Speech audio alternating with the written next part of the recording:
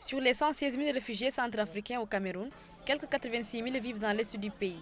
Les conditions de vie se détériorent de plus en plus. Les vagues de réfugiés à destination de cette région restent préoccupantes. Aujourd'hui, il y a toujours sur Garwa-Boulag une centaine de réfugiés qui arrivent chaque jour. Sur Gbiti, entre 30 et 50 personnes arrivent chaque jour.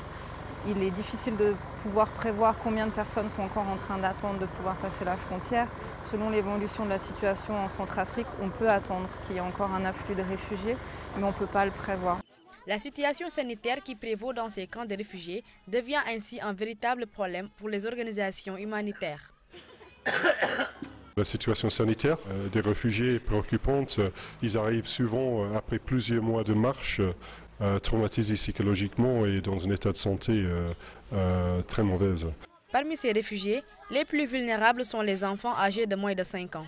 Selon les estimations du Haut Commissariat des réfugiés, environ 40% des enfants récemment arrivés dans la région souffrent de malnutrition.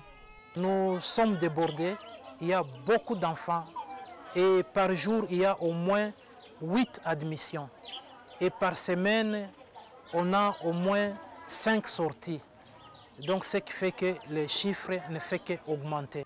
Depuis l'éclatement de la crise en mars 2013, la situation sécuritaire et les conditions de vie précaires ont poussé les Centrafricains à se déplacer en nombre croissant à l'intérieur comme à l'extérieur du pays.